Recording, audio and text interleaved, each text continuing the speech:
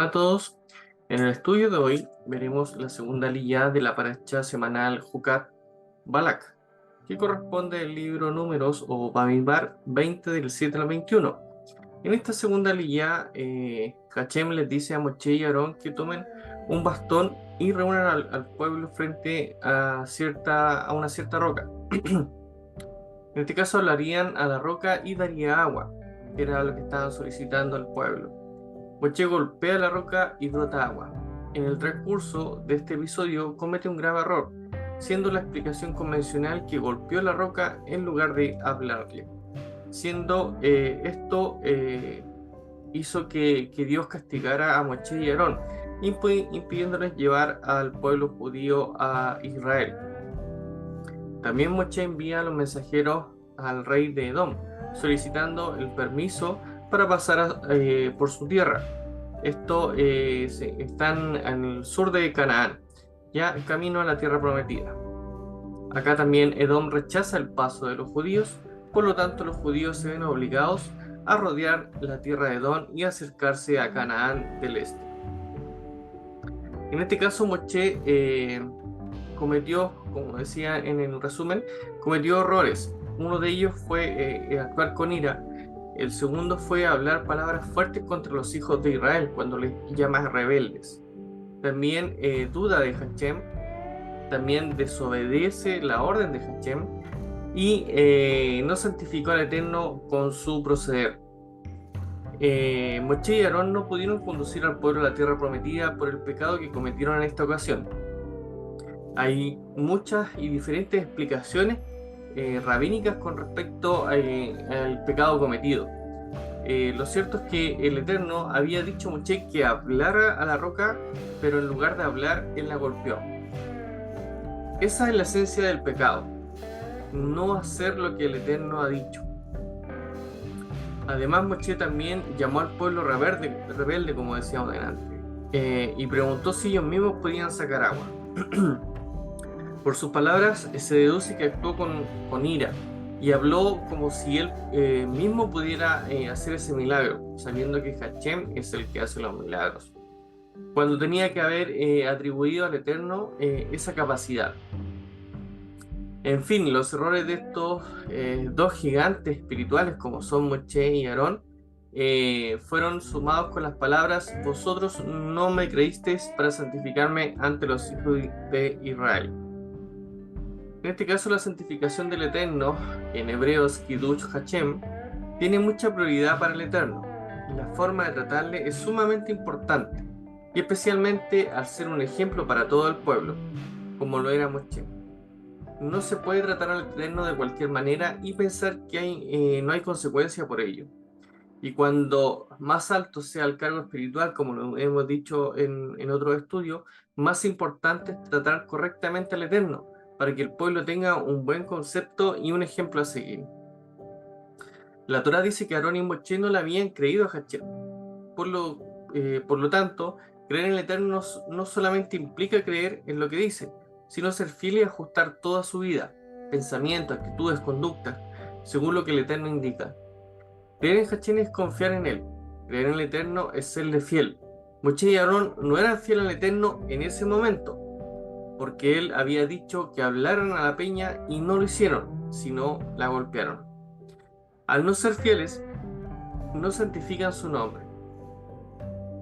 Al no hacer lo que el Eterno les había dicho, dieron un ejemplo malísimo ante todo el pueblo de cómo se debe comportarse ante el Eterno. Podemos pensar que no importa tanto si hablaran o golpearan la peña. Lo importante era realizar el milagro, para que obviamente el pueblo haya sido salvado. Pero lo que el Eterno dice es exactamente lo que quiere decir. No hay intermedios. Por eso hay que obedecerle no a nuestra manera, sino exactamente como se ha dicho. Toda otra cosa es no santificarle y no serle fiel. En este caso, en esta aliyá compuesta de Jucat, nos dice que nos habla de la vaca roja, como nos dicen en la primera aliyá, donde no tiene explicación lo que produce o hacer lo que el Eterno nos pide, sino solamente actuar y hacer lo que nos pide. En este caso es eso lo que no pasó con Moshe y Aarón. Y en este caso, en el mismo pensamiento pasó con Edom. ¿Esto por qué? Porque Edom es Esaf, el hermano de Jacob. Y su problema fue que nunca supo perdonar plenamente a su hermano. Y como les decía, nuevamente acá aparece la ira, y en este caso también la amargura, que pasó de generación en generación. Y cuando su hermano Israel necesitaba pasar por el territorio para entrar a la tierra prometida, no quiso ceder, aunque hubiera ganado mucho dinero vendiendo agua y comida, sabiendo cómo era el pueblo judío. Pero él mantenía su soberbia y no quiso humillarse, según el pensamiento que tenía Edom. Y por estos pecados, la ira, el odio, el rencor y la soberbia y la violencia, Edom perdió el derecho de un futuro. No hay ninguna profecía que hable de la restauración de Edom en los últimos tiempos. Entonces, tenemos que aprender de esta lección a estudiar bien lo que el Eterno nos dice, lo que realmente ha dicho, para luego poder hacer exactamente lo que el Eterno nos dijo, y no hacer lo que nosotros pensamos o que es lo más conveniente. Es necesariamente hacer lo que el Eterno nos pide.